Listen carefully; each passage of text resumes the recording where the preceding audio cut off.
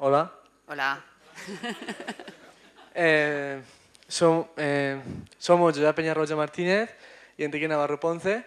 Nuestro tutor ha sido Salvador Cardona y en esta exposición vamos a hablarles sobre la ingeniería química como respuesta a los problemas del agua y el diseño de los procesos.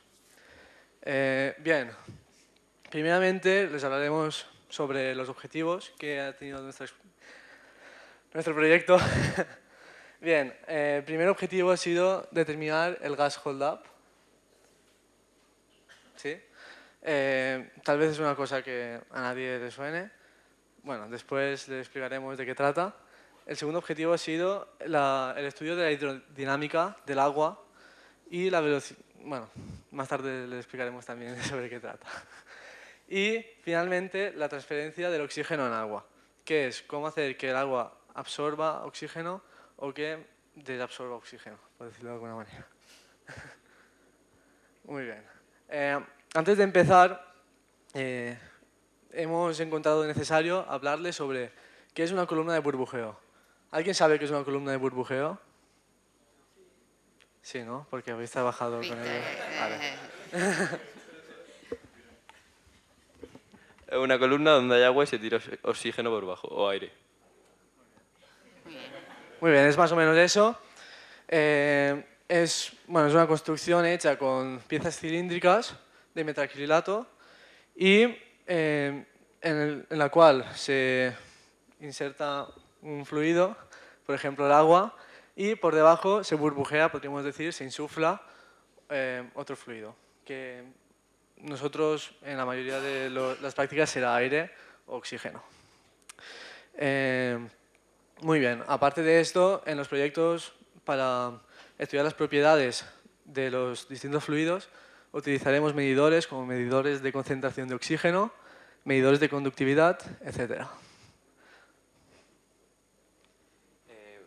Bueno, la primera práctica que hemos hecho es la determinación del gas hold-up, pero antes de empezar, para definir qué es el gas hold-up de una manera sencilla, pues podemos definirlo como que es la fracción de volumen que ocupan las burbujas de gas en la columna de líquido. Y para averiguarlo, lo que utilizamos es la siguiente ecuación, en la que el simbolito este extraño es la manera que tenemos de representar el gas hold-up. Y después la P simboliza la presión que tiene la columna de agua cuando le estamos insuflando un determinado caudal de gas. Para calcularlo, lo que utilizamos son unos sensores de presión que colocamos al final de la columna de la torre de burbujeo y mediante un determinado programa pues podemos conocer la presión que tenemos en ese momento. Y la presión del H2O es la presión que tiene esa columna de agua cuando únicamente tiene agua, cuando no le estamos insuflando ningún tipo de gas, ya sea oxígeno, aire. Por lo tanto, la presión que tenemos arriba va a ser siempre menor, ya que el gas es menos denso que el agua. Y entonces, al ser menor denso, pues también va a tener un menor peso y, por lo tanto, una menor presión. Bien. Bueno, el procedimiento básicamente lo que haremos es variar el caudal de aire que entra en la torre de burbujeo. Como podéis ver, aquí el caudal es menor, aquí es un poco mayor y aquí es mayor. Se observa visualmente porque aquí hay más burbujas que aquí y aquí hay más burbujas que aquí, básicamente. Vale. Pasa. Sí. Lo que hacemos es medir la presión que hay en los diferentes caudales. ¿Qué observamos? Que en el caudal de 5 la presión es mayor que en el caudal de 15 y en el caudal 15 la presión es mayor que en el de 25. ¿A qué se debe esto? Que cuando más caudal hay, más aire hay dentro del agua. Entonces, el agua pesa menos porque es menos densa. Quiero decir, que el aire es menos denso que el agua y entonces pesa menos todo y ejerce menos presión. ¿Vale? Entonces, a partir de esas medidas de presión, podemos determinar el gas hold-up mediante la fórmula que os ha explicado antes mi compañero y vemos cómo con los diferentes caudales va aumentando de manera lineal el gas hold-up. Esta representación no ha salido muy bien, es bastante lineal y estamos contentos de este resultado. Perfecto. Bien, ahora hablaremos sobre la segunda práctica, la práctica de la hidrodinámica, que trata básicamente de saber cómo se distribuye el líquido dentro de la columna. Por ejemplo, bueno, en esta práctica especialmente queremos saber cómo se distribuye una disolución salina dentro del agua. ¿Qué haremos? Introduciremos la disolución salina y encenderemos el burbujeo para ver lo rápido que se transmite la disolución salina hacia arriba. Además, a esta disolución salina le añadiremos un colorante para que se vea cómo va subiendo. Fase diapositiva. El material que utilizaremos es un medidor de conductividad, ya que cuando al principio estarán todos igual, pero cuando vaya subiendo la disolución salina, irá aumentando la conductividad del agua y por tanto podremos saber cómo está subiendo la disolución salina. Bueno, sí, eso es un vídeo, ¿vale?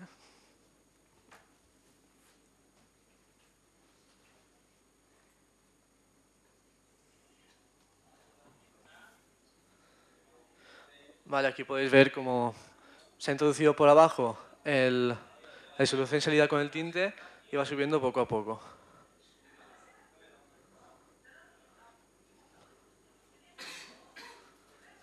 Aquí podemos ver cómo el primer sensor ya ha notado que ha llegado la disolución salina y está subiendo el valor y el rojo y el segundo también.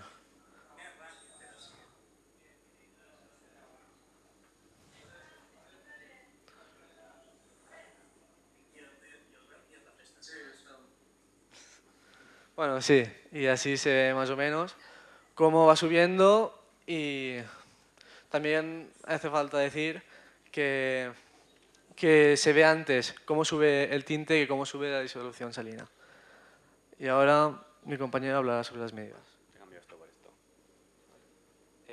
Bien, durante nuestro experimento pudimos comprobar que dependiendo de dónde colocásemos los sensores, iban a detectar, bueno, lógicamente iban a detectarlo antes si lo colocábamos más abajo que si lo colocábamos arriba en la columna de burbujeo. Y esto es lo que tenemos representado aquí en esta gráfica, que vemos cómo va pasando el tiempo y el primero en detectarlo es el sensor 1, que estaba más bajo, después el sensor 2 y el sensor 3.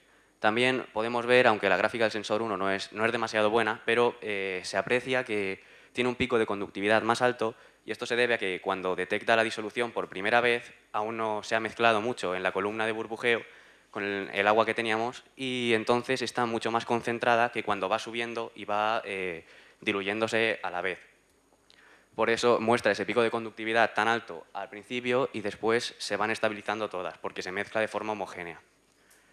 Y bueno, lo hicimos con dos caudales, el de 3 y el de 12, y podemos observar que el tiempo que tardan en registrarlo cuando es de 12 es menor, porque aunque no lo parezca, es que aquí es 200 en un espacio así, y el 200 aquí estaría aquí. O sea, que realmente sí que se nota la diferencia cuando tú utilizas un caudal de 12 o un caudal de 3.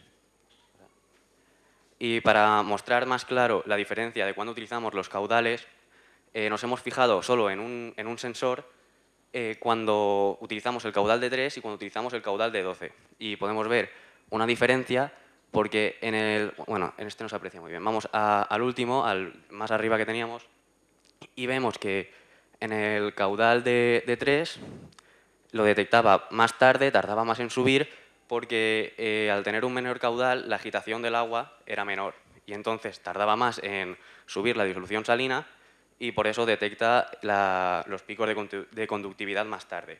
Sin embargo, en el caudal de 12 lo detecta mucho antes y sube pues, en menos de la mitad de tiempo.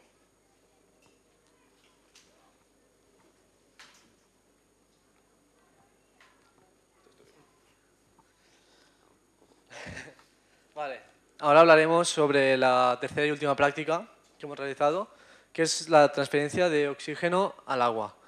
Bien, primero, en esta práctica lo que haremos será insuflar oxígeno al agua para aumentar, quiero decir, el oxígeno tiene mayor concentración de oxígeno que el agua, como es obvio, porque el oxígeno es oxígeno puro y por lo y por lo tanto transfiere el oxígeno al agua. Así podemos aumentar la concentración de oxígeno al agua y más tarde procederemos a quitar el oxígeno del agua insuflando aire, ya que como el agua tendrá mayor concentración de oxígeno que el aire, el agua transferirá su oxígeno al aire. Vale. Sí.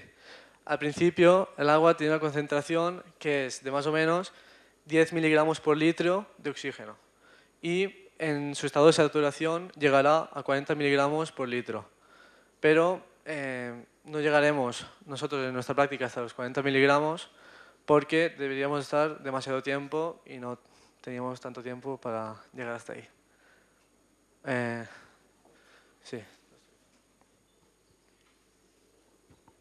Aquí podemos ver la comparación de cómo absorbe el agua el oxígeno dependiendo del caudal que utilicemos. Bueno, ya vemos que el caudal aquí sale hasta en la sopa. Y porque, vamos, cuando utilizamos un caudal de 3, la absorción es mucho más lenta. Y, sin embargo, cuando utilizamos un caudal de 12, la absorción es mucho más rápida y, bueno, la gráfica se puede ver, creo yo. La comparación, de todas formas, ahora la pondremos después para que se vea de forma más clara. Y, bueno, esto es pues, un dato así para que se pueda ver de forma visual. Cámbialo. Y después hablamos de las medidas de desabsorción, que lo que pasa es que cuando ya tenemos el agua saturada de oxígeno, que está en torno a los 40 miligramos por litro, lo que queremos hacer es volver al estado original del agua. Para ello lo que hacemos es, en vez de insuflar oxígeno puro, cambiamos el gas por aire normal. Y al igual que pasaba antes, por diferencia de proporción de oxígeno, lo que se produce es una transferencia desde el agua al aire que insuflamos. Y entonces decrece el porcentaje de oxígeno a favor de que, aunque no lo veamos aquí, aumenta el porcentaje de oxígeno que tenemos en el aire. Y al igual que en el anterior caso, dependiendo del caudal que utilicemos, va a tardar más o va a tardar menos en deshacerse del oxígeno que tenía sobrante. Y bueno, esto es la comparación para que se viese más claro. Esto es cuando utilizamos un caudal de 12, se absorbe mucho antes y de la misma forma cuando utilizamos un caudal de 12 para la desabsorción de oxígeno, también el proceso es mucho más rápido.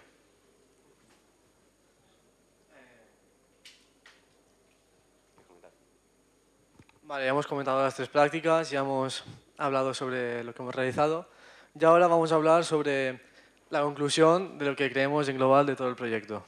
Creemos que nuestros resultados más o menos han sido buenos, que nos han ayudado a comprender las propiedades de los materiales que hemos tratado y también a aprender las aplicaciones de una columna de burbujeo.